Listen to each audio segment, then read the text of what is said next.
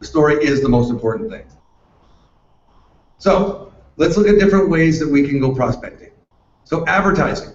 Now it can work with an ad co-op and the hour-a-day system. Advertising is expensive and it needs to be done consistently. You can do advertising on the internet, you can do it through classifieds, but if you're going to do it, you're going to want to do it with the help of your upline and have me help you. You want to jump in? Okay, advertising. Greg, I'll take it from here. I'll take it from here. That was a hook. I built my business with all of these crazy techniques because 20 years ago I sat in one of these, great things, sat in a university like this and I was told to try all these cool things. And I read books by Kim Klaver and she told me to do even crazier things. And I did them all. And I documented them all. And I know what works and I know what doesn't work. Craig is one up on me on the social media stuff because I haven't built a network since social media came in. So as he talks to you about the LinkedIn stuff and some of the stuff he's doing, I think it's brilliant. But if you want to know about old school, I can teach you old school. So I just push him out of the way so I can teach you old school. So advertising. You know, advertising is a tricky beast. You have to be fairly committed to it. You can't just put an ad in and hope it's going to work today. Strangely enough, in today's world, newspaper and magazine advertising works better than it ever has. And the reason for that is there's so much MLM pollution on the internet. So when you try to advertise on the internet, in other words, anything easy doesn't work. Internet's easy. Google AdWords, there's guys bidding $95 a click for business opportunity as a keyword. And that keyword doesn't even work. So there's so much noise in the online advertising world that the noise is remarkably less in the normal grassroots advertising world. So we always found the best place to advertise was in like the Surrey Now, you know, the Now series, the Leader series. The dailies were useless. We got like 10 times the results out of our little weekly, once a week newspaper freebie that people picked up. We would literally notice a spike in all of our web stats on Monday morning because people would pick up the free newspaper on the way to the office and look through business opportunities on company time. We increased our results of the auto prospecting system dramatically because at first it was an audio message. This is before video was even possible to stream across the internet. So we actually wrote it into a scrolling script because what we realized is most of those people are at the office where they can't have the sound up. Equally true in today's world. If you're prospecting with an audio or a video that isn't, you know, showing captions, you're dead in the water because most of your prospects are beside their wife in bed, and if she finds out they're into another one of them MLM deals, she's going to kill them, right? Or they're at the office where the speakers have to be turned down, or they're somewhere where they shouldn't be looking at business opportunities because they're not very happy in their life right now. So if you're going to go and take that so that you're advertising, right? We finally get you successful advertising, we get your traffic to a website, and then your website's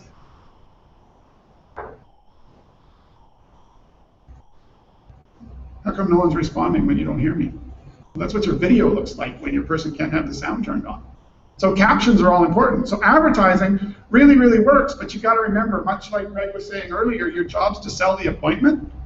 Your ad's job is simply to sell the prospecting system or the website.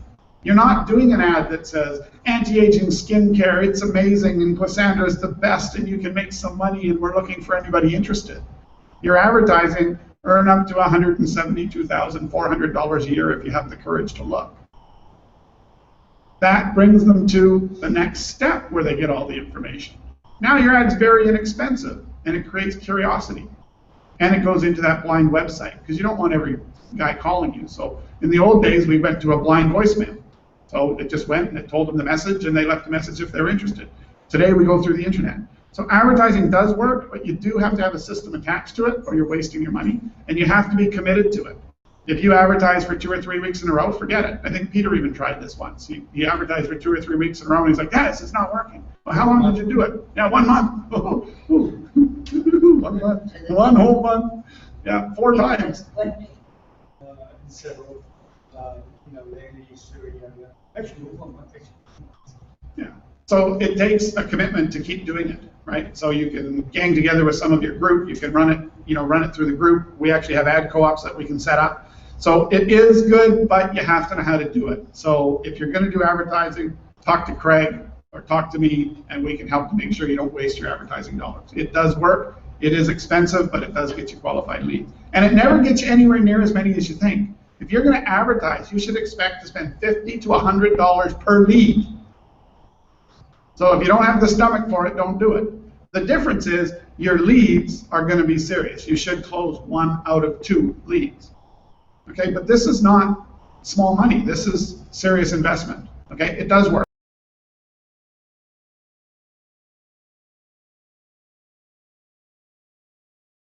So, displays at swap meets and flea markets. I got to be careful because I know you've done it a little bit. But I'm not a big believer in it at all. I just don't think that it works. It tends to get some product out there. Your phone is that? Yeah. Okay. So it tends to get some product out. Yeah, I can do most. But I don't personally find for the amount you spend. If you can get to a flea market or you can get to something for free, then maybe it's worth it. Okay. Then maybe it's worth it. But usually the cost of the trade show and the time invested and the sore legs and the grumpy people, I don't find it a very effective use of time and money. I think there's many better ways to go. And I've done them, and I hated it.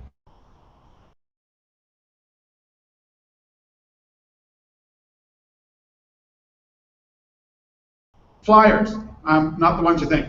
You don't want to go and put out a big flyer. Flyers, to me, prospecting cards. Little tiny things.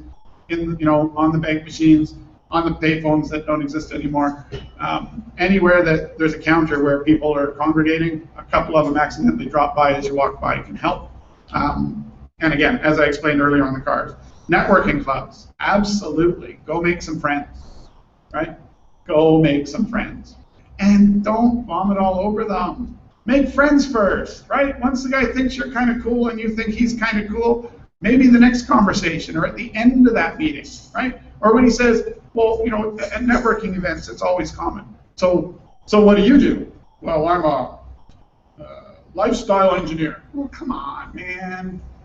If you have any integrity, why do you need to lie to people, right? I do this for my job, and I have a side business that I make some money helping other people look better. What's wrong with that? If that turns them off, are they a prospect? Not in my opinion. Just be truthful with people. Because you know what happens when you're truthful with people? You become the exception. You become the person they trust because they've all been lied to by these corny approaches that don't work for years. So just be truthful. So networking clubs, yes, yes, yes, yes, yes.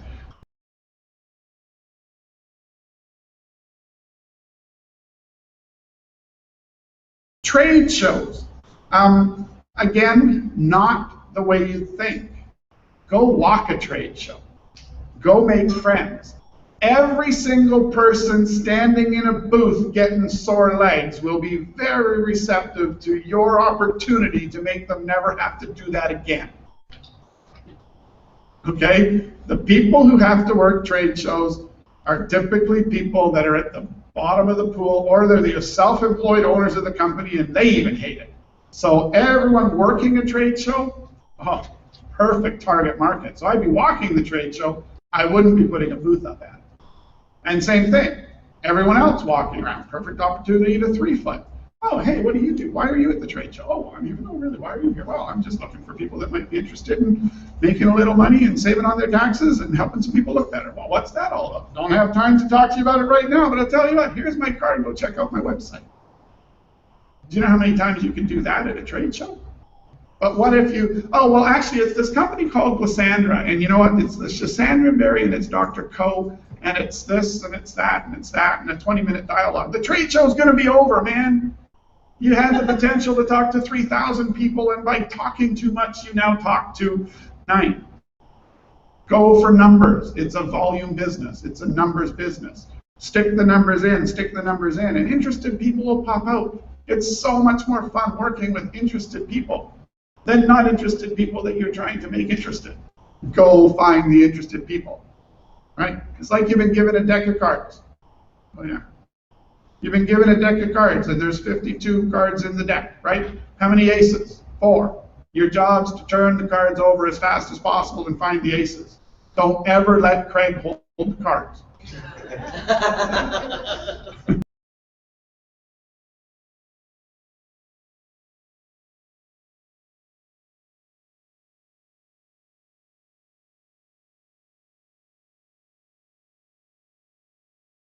Yes, Chamber of Commerce. Oh, absolutely, because Chamber of Commerce, same thing. I'm a part of the Vancouver Chamber of Commerce for another one of my companies. Jonathan comes with me sometimes. We have a blast doing it. It's always better in numbers. Going yourself's kind of a drag. Going with someone, it can be kind of fun. But again, you're meeting a whole bunch of people that are interested in changing their lives. And half the time, you're meeting people that are financial advisors and all of these professions that all are dying. They're not making any money. They really do need something else. And they're probably going to be fairly open. So you go there, you make friends, and you start working on prospecting. That's where your prospecting cards and a quick introduction, who you are, get their information before you hand out your prospect. That way you can dump them in to remind them that you handed them the prospecting card. So yes, I love those. Social media, yes, yes, yes. Some of the stuff that Craig has tripped across. I mean, man, here's Mr. Not Internet. Suddenly finds some stuff that I think he's brilliant for finding. I wouldn't have found it because I would have never thought it, but the way he's developed his methods on LinkedIn, I think they're brilliant. I really, really think you need to listen to what Craig's doing, especially the immediacy of it. The smartest thing of Craig's system is the minute someone linked in, he gets on the phone with them as fast as he can. Right now, real time. That's the key to what he's figured out.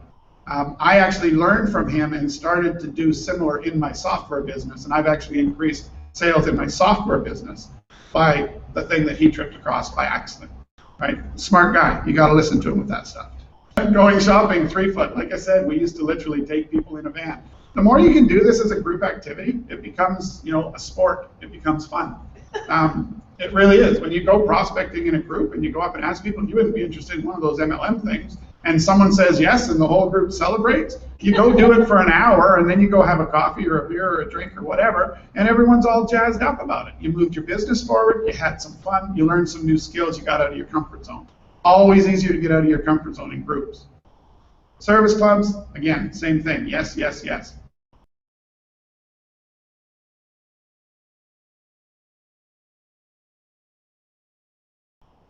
Prospecting cards, yes, but don't over-expect. I had a client in New Zealand. She's like, Dennis, you told me to do the prospecting cards, and I've been doing them religiously.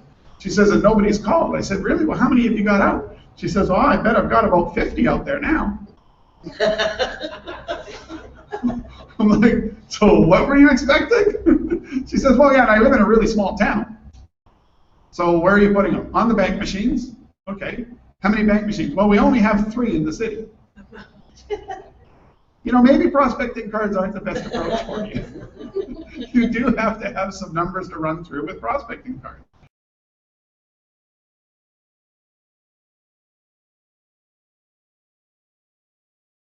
Lead purchase, my God, no. I don't even agree with the yes, except that, yeah, I guess if you get lucky, maybe. Lead purchase is the quickest way. There's some people that make a ton of money with lead purchase, and that's the guy who sold you the leads.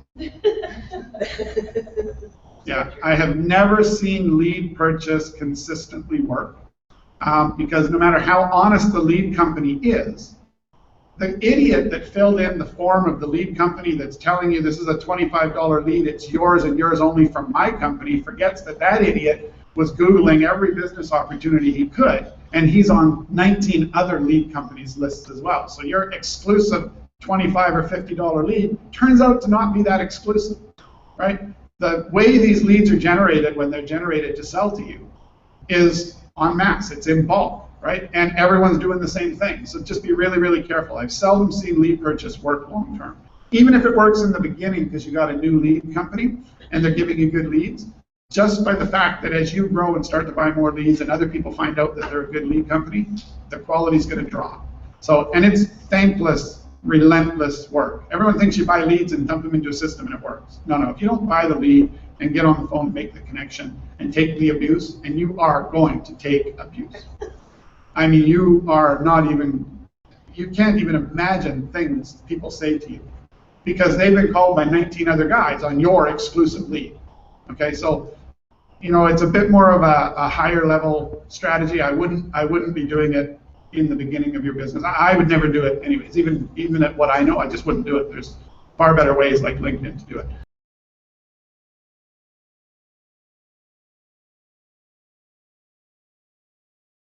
Email blasting. Man, in Canada right now, stay the heck away from it, because the Can-Spam Act that puts you liable for $1 million fine for each one you send, it's just not worth it. You need to be fully documented that these people are interested in your information in Canada now. And it doesn't work. How many of you have bought something from an email spam you got? Enough said, right?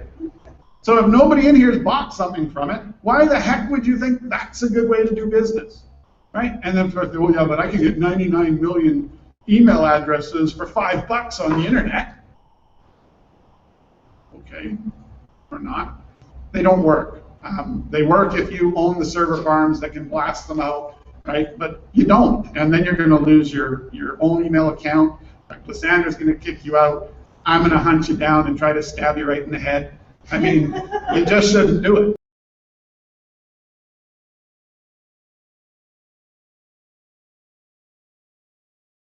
Okay. Street survey. Yes, yes, yes, yes, yes. I actually learned to be a networker on the street at Burrard in Georgia, downtown. And we did some extensive research. We were out there every morning from 7 till about 9, and then again in the afternoon. And we would literally stand on the street, and we started in a suit, and it was summer. We went from a suit to a golf shirt and dress slacks. Our results got cut by 3/4. Just changing clothes, people weren't interested. When we said, do you have a minute to answer a few questions? Nobody stopped. When we said, do you have 60 seconds to answer a few questions? People would stop and go, go, right? So we learned all these things. We learned that if you both stand on the same side of the road, it's like you're Moses, parting the sidewalk. And people will go as far as they possibly can, tiptoeing right on the edge of the sidewalk to get as far away from you as possible. So you got to make them run the gauntlet. Stand one on that side, one on this side, preferably there's a parked car behind him on that side. Because otherwise they do go around behind him. And then the key to it is consistency. You have people 3 weeks later going, okay, you got me. You've been here for 3 weeks, what the heck is it? Okay? And we would just say, do you have 60 seconds to answer a few questions, right? Are you on the internet? Are you making money with the internet? Okay, and these aren't leading questions at all. I'll just go through them, but they're not leading, okay? They're not leading. Okay, maybe they're a bit leading. Do you own business? Do you own your own business, or are you an employee? Would you like to be your own boss? In an ideal world, how much money would you like to be earning annually? And most people say, well, I'm not going to tell you how much I'm earning. I didn't ask you to. I asked you how much you want to earn. Oh, that's okay then. And most people said $250,000, $500,000, whatever. They all thought very small. Do you earn that much now? Oops! Sorry, that was me being just a little bit mean. Right? In the next 2 years, do you honestly see your company paying you $500,000 per year? That's me being a little bit more mean. On average, how many hours a week do you work? What's your favorite sport to play or hobby to do in your free time? Turn the page. How often a week would you like to be able to golf, play tennis, fly your airplane? How often do you do it now? There's that meanness again. Poke, poke, poke, poke. What holds you back from doing it more? Time or money? See, we're zeroing in on their reason for why. Because downtown in Vancouver, there's a lot of guys making $100,000 a year, wearing nice suits, and every one of them says, man, I would love to have more time. So, if there was a way for you to work less hours, earn your $500,000 a year, all with an hour a day, utilizing state-of-the-art internet-based systems, would you be interested in finding out more? This was the street survey they did for an entire summer, and I went from $2,000 a month to $10,000 a month. And I learned all kinds of stuff, because I went for a month not signing anyone up. And I went, what's going on? And our mentor, Greg Stewart, came out and he sat at the table beside me and listened to my presentation, because we'd book a bunch of presentations, we'd go to the white spot, we'd do a couple of presentations for as many people as we could get, and then we'd go home. And he sat there and he came up to me after, he says, okay, so you gotta get rid of teach, tell, and sell, and you need to replace that with the word share. And I'm like, come on, man, share is kind of goofy. And share doesn't fit me. He says, say it 10 times, it'll fit you, trust me. And I can almost tell you, simply changing teach and tell to share increased my results stupendously. People don't want to be teach or taught. Hey, I've got something to share with you, right? So anyways, he tweaked a few little things, and next thing you know, we started signing people up. So what's even neater is, again, I tend to have these little brain farts and like the neat stuff that I did to build a business. So there's an app for that. So we now actually have the Street Survey app. Oh yes, there's an app for that. So it's literally the same questions that I did. You got an internet version, you got a non-internet version. This also works on the phone if you're chicken on what to say to people. Phone up your friends and say, hey man, I'm just going into something. I got some questions for you. You got 60 seconds to answer a few questions. You can put your friends through this survey. Right? It works for LinkedIn people. It works on the phone. It works standing on the side of the street. If you're going to be standing on the side of the street, wear a suit. If possible, bring a pretty girl with you. Okay, bring a dressed up, professionally looking business girl, even if she's not that pretty. That's okay. Bring a woman with you, your results go up. Like a guy and a girl. Bring women and men bring women. Absolutely. But two girls. Two women will outperform a man and a woman, or two men guaranteed. Okay, Kathleen, we're going to Georgia. Yeah, no kidding. I know, don't want to admit it, but it's true. The right street corner. Yes.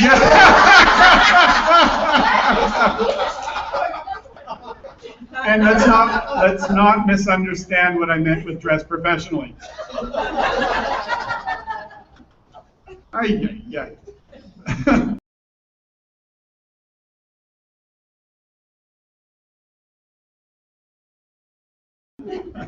Okay, approaching strangers, 3-foot circle rule.